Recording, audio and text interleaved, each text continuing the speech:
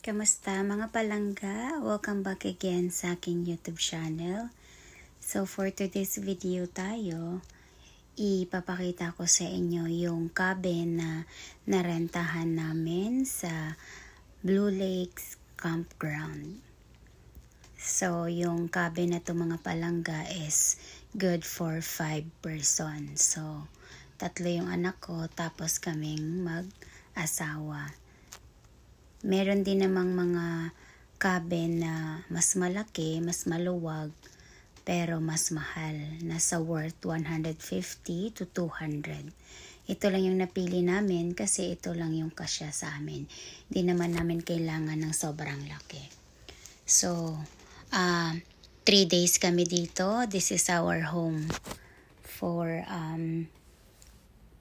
camping namin. First time namin rent ng cabin kasi usually ang ginagawa namin is camping, tent lang yung gamit. So ngayon tinry namin yung cabin. Papakita ko sa inyo ang loob. Ito yung cabin number 6 yung napili namin. 105 yung per day niyan. Tutor ko kayo sa loob kung gaano kalaki. Hindi siya ganon kalaki, hindi rin siya ganon kaliit. Katamtaman lang talaga. Yan yung lakes dyan. Malapit lang kami sa lakes na cabin na yan na na-rent namin. Yan yung labas. Meron pa kaming water dyan, gripo sa labas. Sampayan, may dala pa kami. Ayan, pasok na tayo sa loob. Yan, so pagpasok natin mga palangga, makikita nyo, andyan kaagad yung table. Kainan na siya kaagad pagpasok sa entrance. May 2 siyang single bed. Ito, may saksakan dyan. Tapos ito yung isang single bed din. Medyo makalat kasi kararating lang talaga namin. Kumain lang muna kami. Tapos yung mag-aama ko nandoon sa lakes na at titingin-tingin na doon. So meron silang lababo, maliit na lababo. May mga hugasan.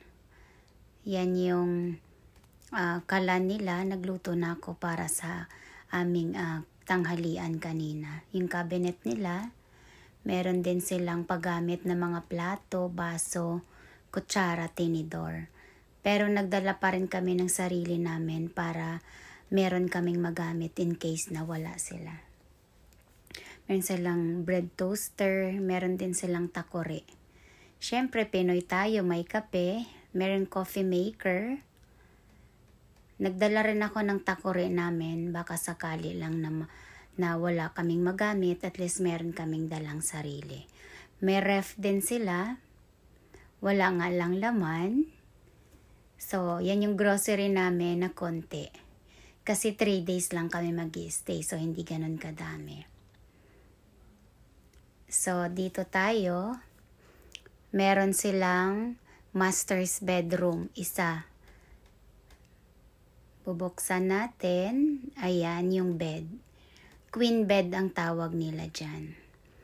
So may privacy kayong mag-asawa.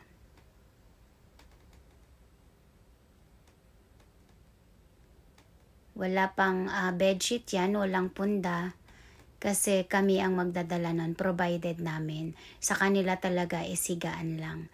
So magdadala lang talaga kayo ng mga una ng bedsheet nyo at saka kumot. Yan, meron din siyang pintuan mga palangga. At least meron kayong privacy na mag-asawa. Dito tayo, meron silang washroom naman. Hindi ganon kalaki, yung tama lang. Yung washroom na to is wala lang talaga siyang shower. Maganda na kasi kayo lang talaga ang gagamit. Mga gamit namin yan. So, ang libre lang dyan is tubig at saka tissue. kami na halos lahat nagdala ng mga shampoo namin. Sa shower kasi, mas gusto nilang magrenta yung mga renters doon sa shower room na tinatawag nila. May hulog-hulog na $1. Yan, ganyan lang kaliit sa loob. Ito, master's bedroom. May pintuan. Konting kusina, tulugan. Mag-share na lang yung dalawa kong anak na babae kasi ayaw din nilang matulog doon sa master's bedroom.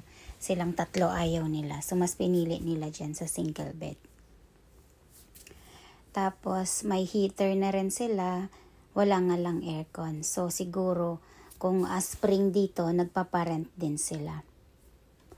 May mga dala-dala kaming mga gamit din. Libre din naman yung gamit nila, mga kutsara, tinidor, mga kaldero, pero nagdala kami baka sakali wala kaming magamit. So tara, ipapakita ko sa inyo ang lakes at ang buong kapaligiran sa inyo mga palangga. So ayan yung lakes na yan. Paikot yan mga palangga. Ang sobrang lawak niyan. Nasa Blue Lakes Campground nga pala kami. Kukunti ang mga tao ngayon kasi weekdays kami nag-check-in. Usually pag weekends, sobrang crowded dyan. Friday to Saturday, Sunday, mas maraming tao. Ayan yung mga cabin. Pangalawang balik na namin dito sa Blue Lake. Pero this time, nakakabin kami. Yung first punta namin is tent lang yung gamit namin. Group use area naman yung kinuha namin. Kasi para tipid din dahil kaming 6 na kaibigan at mga pamilya. So group use ang kinukuha namin.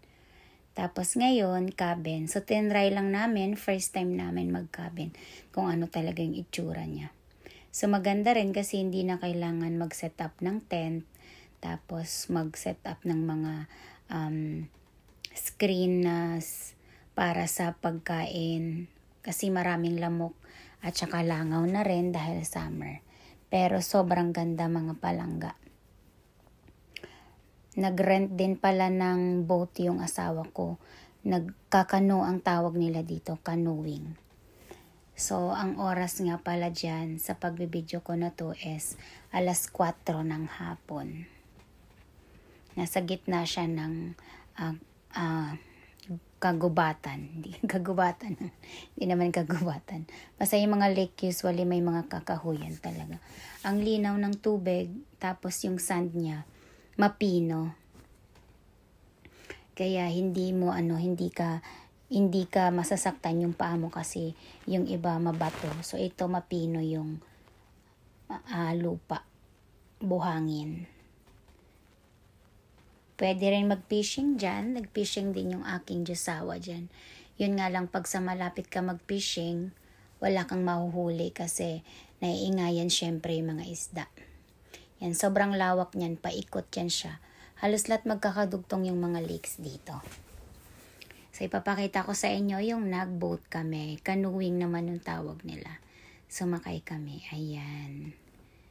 Yan ang aking baby bunso. Aking josawa. Maganda rin, itry nyo yung